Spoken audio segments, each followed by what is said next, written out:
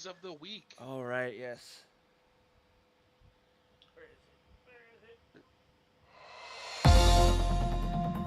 And now it's time for our weekly news.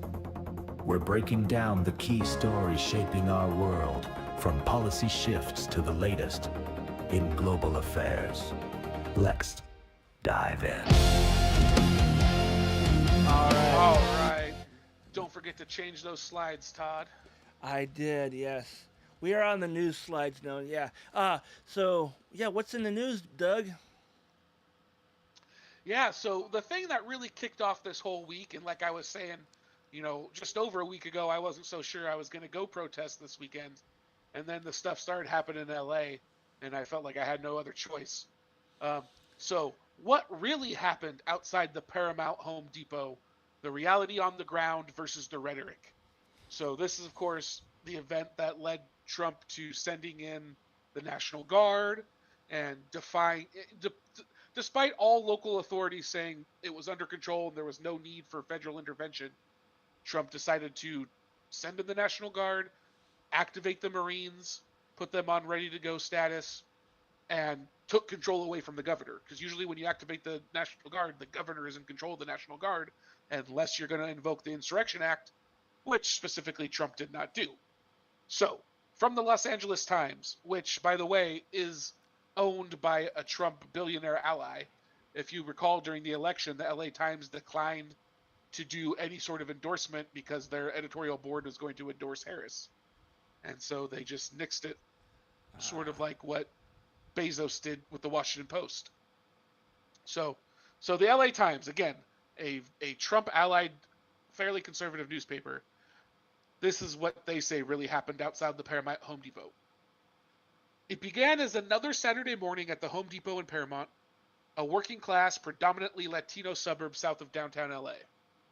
Typically, the store that is nestled along the Los Angeles riverbed would be filled with weekend warriors tackling home improvements, workers collecting supplies, and immigrants in search of work.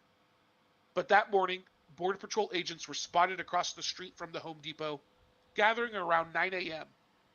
Word quickly spread on social media. Passers-by honked their horns. Soon, protesters arrived. Home Depot eventually closed. The clashes between authorities and protesters lasted for hours in both Paramount and nearby Compton, though it was far from widespread. The chaos covered the area directly around the Alondro Boulevard store, but it was enough to provide for dramatic TV video. And it was a major trigger for the Trump administration to send 2,000 National Guard troops to LA to deal with disturbances and assist in immigration actions. So, what exactly happened? Two LA Times reporters spent much of the day and night there Saturday. Here's what they saw. Before the crowds arrived, Assemblymember Jose Luis Solache Jr., who represents the Paramount area that includes the Home Depot, was driving on the freeway on the way to a community event in neighboring Lakewood when he spotted a caravan of U.S. Customs and Border Protection vehicles exiting Alondra Boulevard. The street runs through the heart of the working class, a largely immigrant Latino community of Paramount. Solache Jr. turned around, thinking that they may be executing an immigration raid in his district, and he tracked them down to an office park, which is the Paramount Business Center across the street from the Home Depot. Federal law enforcement has a facility there in Paramount. Agents were still arriving there, and the black gate they would later guard with volleys of tear gas and flashbang grenades was open. Unclear why they were there, he decided to record a post for Instagram. I saw a border agent get off the freeway here off of Alundra. I was like, no, it can't be happening, he said in his Instagram post. It, it was around 9 a.m. This is horrible, he said on one of the posts. I am literally shaking. I don't know what they're doing inside, but why were they in Paramount? Word quickly spread on social media. Passers-by honked their horns. Soon, protesters arrive. This is the situation, Sulachi, the assembly member said, turning the camera to show dozens of uniformed immigration and customs enforcement agents outside the black gates as people held up cameras to the scene and mariachi music blared. The community is coming out strong to show that they are not welcome in our community, said Solache, whose parents immigrated to the U.S. from Guanajuato, Mexico. Not in my district, he says. Vámonos pa fuera. Let's go. Get out of here. Outrage had been growing in Los Angeles and its Latino immigrant community after a week of stepped-up enforcement actions. The day before, federal officials raided a retail and distribution warehouse in the Fashion District downtown, a business directly fueled by immigrants, and they arrested a top union official. Leading up to the workplace raid, federal agents arrested immigrants as they came to scheduled check-ins or made courthouse appearances up and down the state, tearing apart families. One father was arrested in front of his 8-year-old son. Parent groups raised alarms after a Torrance Elementary student and his father were set up for deportation. For many, talking about deporting violent criminals didn't ring true. Quote Salachi, this whole rhetoric of coming after hardworking families is what we are all concerned about. When you come to do raids at businesses, that is where the anger comes from. He said he and many others came out to observe and send a message that immigration... Hold up. began to turn darker as agents formed a line and brought out rifles. These rifles were for tear gas and perhaps rubber bullets. The protests arrived as word spread on social media of a raid at Home Depot or at a meatpacking place. There was never a raid at Home Depot, but dozens of Border Patrol agents and other federal agencies were inside a gated industrial office park where an initial crowd had gathered. Most protesters were filming. They were social workers, neighbors, and advocates. But near the gates, anytime federal agents saw the protesters throw anything toward them or near the police line, they shot out tear gas or flashbang rounds. There were about 100 people there. As the crowd grew, sheriff's deputies were deployed to block off a perimeter on the east and west near the 710 freeway. Protesters shouted at deputies, asking why they were helping. The crowds began to form as hundreds of rounds were shot in the late morning near the office park. Around noon, tensions grew as the agents attempted to clear the way for Border Patrol and other unmarked vehicles to leave the business park. They fired tear gas and flashbang grenades at demonstrators standing on Alondra Boulevard. When a caravan of federal vehicles departed from the gates, protesters followed them, throwing rocks and other objects. Shortly after they left, one protester brought out a trash bag and set it ablaze. A couple of others pushed a cart with concrete blocks from Home Depot, and they lined the road to block vehicles. One man smashed the block and spread the broken pieces on the road. Farther west along Alondra Boulevard, a crowd was gathering behind a perimeter set up by the sheriff's deputies near the 710 freeway. Then a U.S. Marshal bus pulled up to Alondra from the freeway. The crowd surrounded the bus, trying to push it back, kicking at it until tear gas was shot. The standoff continued into the afternoon, with protesters recording a line of sheriff's deputies equipped with shields and weapons at the intersection of Alondra and Hunsaker Avenue on the east perimeter. The crowd chanted, "ICE go home," and "No justice, no peace." Some people yelled at the deputies, questioning why they were out in force. At some point, deputies began shooting flashbang grenades at the crowd, forcing them to retreat. People became angered, cursing at deputies. At least one man was seen yelling at the deputies while recording them, "What the hell are you doing? Nobody's hurting you. Nobody's doing anything but making noise. Are you intimidating by effing noise?" One woman among the protest group appeared to be bleeding, and another man was treated for injuries. At least one person walked around with his shirt off, his back bruised from foam projectiles that had struck him. In the distance, near the business park, demonstrators were setting off fireworks, and a billow of black smoke could be seen. Despite the use of tear gas and so-called less lethal projectiles, people returned to the intersection, screaming at deputies, mocking them at times. Around 4 p.m., the confrontation near Home Depot was declared an unlawful assembly, and officials warned protesters in Spanish and English to leave the area. By 7 p.m., about 100 protesters had gathered on the side of the 710 freeway near Atlantic Avenue and Alondra Boulevard, where some were lobbing rocks and bottles at the sheriff's deputies. They set at least 3 fires in the area, including a car that burned in the middle of the intersection. At some point, the deputies retreated back to the bottom of a bridge that runs over the 710 freeway and the Los Angeles River. Throughout the night, deputies and demonstrators engaged with each other, with demonstrators launching fireworks that exploded near the line of deputies and police vehicles. They used cars to drive towards the deputies in an attempt to scare them, prompting the deputies to fire rubber bullets, tear gas, and flashbang grenades at the vehicles. A sheriff's helicopter circled above throughout the evening, warning people they would be found and arrested and to leave the area after an unlawful assembly was declared.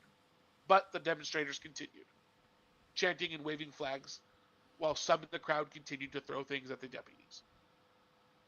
And again, I don't know at this point what the deputies are even doing there for. Yeah. Like they didn't conduct their raid. It sounds like they're there just to cause a problem. But it was nearing 9:30 p.m. when the line of deputies and vehicles began moving toward the crowd, forcing them to flee back to Atlantic Avenue and Alondra Boulevard. There, deputies continued to fire tear gas and flashbang grenades, sometimes at the direction of a gas station where protesters were standing. By midnight, demonstrators began to leave, ending a night of conflict between local and federal law enforcement officials and residents of Paramount. Federal authorities said some arrests had been made by agents. At least one video showed a woman being tackled to the ground and being carried away. Other videos showed 2 other people also being carried away by federal agents. Multiple arrests have already been made for obstructing our operations, FBI Deputy Director Dan Bongino said. More are coming. We are pouring through the videos for more perpetrators. You bring chaos, and we'll bring handcuffs. But it sounds like the only one that brought chaos there were the federal agents. They started assembling across the street from the Home Depot, and there was obviously no communication with the local representatives, with the local community, with other community leaders. Nobody knew what ICE was doing other than obviously they had something up their sleeve planned. And so it rightfully brought out a counter, a counter protest, essentially, a counter assembly. And so the existence of this friction is what ICE is using to start tear gassing and doing crowd control work. And it's like, there wouldn't be a crowd here if you guys hadn't assembled here. Yeah. And so that's where that all started off at. And that's really what got this week kicked off. Unfortunately, the news only gets worse from there. Because after the week of LA demonstrations and the National Guard being brought in and the Marines being activated, we then ended the week with some actual political assassinations. Well, attempted assassinations, one successful. Yeah. So I'm sure you probably heard about this, Todd, but Vance Belter, who's I don't know if you've seen the profile on this guy that he shot and killed. He attacked 2 different Minnesota lawmakers in Minnesota, and he killed one representative and her husband, and the other couple is in serious condition. Last I heard, it was optimistic that they would make it, but they were in serious condition. Oh, where's the story? So this guy, the guy, so if you've seen the video of it, where the guy literally goes up in like a skin mask to like give himself an entirely different look, Yeah, like I something think out of like Mission Impossible. Yeah. And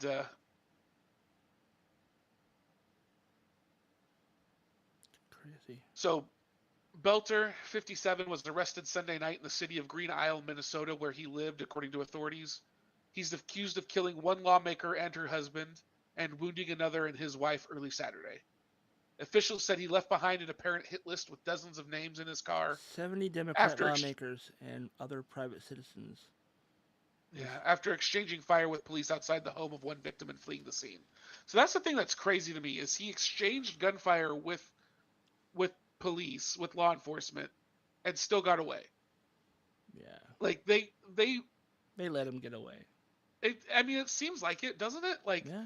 they they'll attack an entire community to get like one guy who stole something from a mini mart, but this guy's literally going on an assassination spree, and he exchanges gunfire, and they, where's the police helicopters? Where's the 5-star GTA response type stuff? Like, and then of course So one of the people that was killed, um, I don't know why I don't have her full name here. Oh, Representative Melissa Hortman. So Hortman was the top Democrat in the Minnesota House, and her husband and her were both killed. Um, basically, Belter dressed as a police officer, and he went through the front door. Officers at the home saw Belter dressed as a police officer shoot an adult man through the open front door, according to a criminal complaint obtained by the Minnesota Star Tribune. The suspect exchanged gunfire with police and ran into the house, ultimately disappearing from the area. Um, right away, right-wing media outlets were trying to say that this guy is some sort of crazed lefty because he's on a committee that was appointed by Tim Walz, but it was a nonpartisan committee, and this guy is unabashedly a MAGA supporter. His friend and roommate both, confirmed as much. He had a manifesto. He had names of something like 80 people or something like that, including Tim Walz, of people he wanted to assassinate. Most of them seem to have to do with being pro-choice. So if you were a pro-choice politician, if you were a doctor, he had doctors on his list. Yeah. The list included prominent lawmakers like Representative Ilhan Omar and Senator Tina Smith, as well as Planned Parenthood leaders. He also had flyers for anti-Trump protests in his car, raising fears that he may have intended to target the rallies. And the guy basically worked, he owned he owned some sort of private, I don't know if it's private military or if it's, I don't know. I'm trying to find. Oh, okay. So Bolter had worked as director of security patrols for Praetorian Guard Security Services, which provides random armed patrols of customers' properties, according to the company's webpage. Also suggests he could have access to uniforms and equipment that could aid in impersonating a police officer. And apparently, Praetorian Guard Services are used by multinational companies like Nestle and stuff like that. So we're talking somebody that sets up.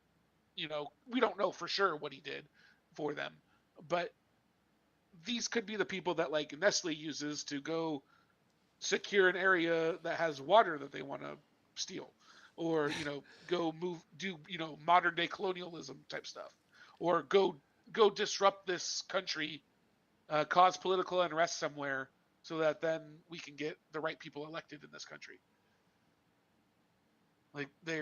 If you look up the Praetorian Guard Security Services, you'll see some pretty fucked up shit. The firm was registered to his home address and listed a woman who was apparently his wife as the president and CEO. So the site advertised that the firm had police-type vehicles. Yeah, they said he had experience in foreign conflict zones. It said that he was involved with security situations in Eastern Europe, Africa, North America, and the Middle East, including the West Bank, Southern Lebanon, and the Gaza Strip. So he's basically involved in some sort of right-wing paramilitary security situation thing. So this gets really potentially deep. If anybody wanted to go conspiracy theory on this stuff, there's a lot to trace. There's a lot of threads you can trace back and see what's really going on here. I mean, maybe that'd be something we can do in the future, but yeah.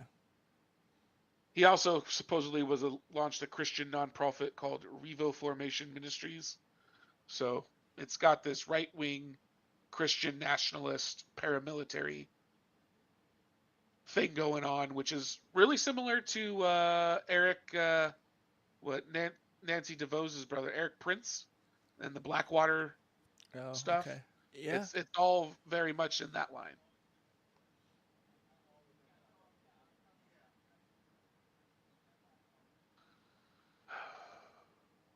And so now that he's finally been arrested, Minnesota Bureau of Criminal Apprehension Superintendent Drew Evans said Belter has been charged in the shootings and that the case will be reviewed for possible federal charges. He said had Brooklyn Park officers not confronted Belter at the house of Melissa Hortman's home early Saturday morning, he likely would have continued throughout the day. He was forced to abandon his plan. Evans said authorities were confident Belter acted alone in the violence he committed. He said Belter was armed when he was arrested. I don't know how you could be so sure he was acting alone when he owns and operates a entire securities service.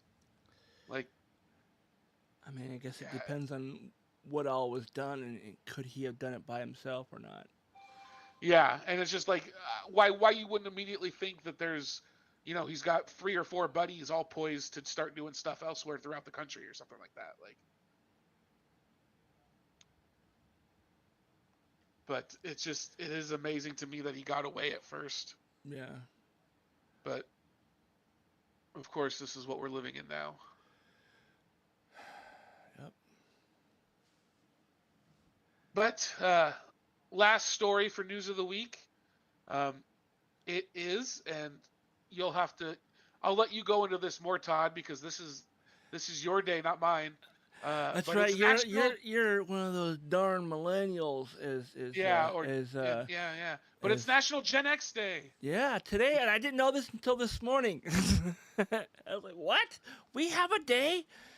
Oh, that's so nice. It says, when will National Gen X Day be celebrated? June 16th of every calendar year. This is according to, what is this website? NationalDayArchives.com. And I was, you know what it was? Is I did a search for what holidays are today on Google, and it brought this site up. I was like, oh, fucking sweet. And it was largely because I wanted to find out if was there no school today because the teenagers still home, and I guess they're gonna be taken off to go to VidCon, which is a big YouTube streamer or. Oh, why aren't we thing. at that? Because we're relatively new when we don't have much of a following. I mean, I have a following on here, but I don't think anybody's actually. I don't know. I mean, you can see the analytics and how well these videos are doing. So. Well, what we got to do is we got to go there and show up like we're a big deal and just get. Yeah, I mean, we could do that with more local events. Fake it till you make it. You know, I can't afford to fly to Southern California and spend several days there. But anyways, this says we'll start one here, damn it. What is National Gen X Day? National Gen X Day is a time to recognize and celebrate the often overlooked generation that has shaped modern culture in ways that continue to influence society today. Born between 1965 and 1980, Gen X it stands as the bridge between the analog past and the digital future, bringing unique blend of resilience, independence, and creativity to the world. This day is dedicated to honoring the nostalgic achievements and cultural contributions of Gen Xers everywhere.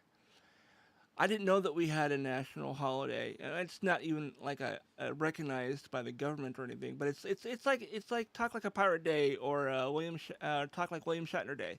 These are days that people celebrate, but aren't on the calendar of as of yet. I don't get the day off work.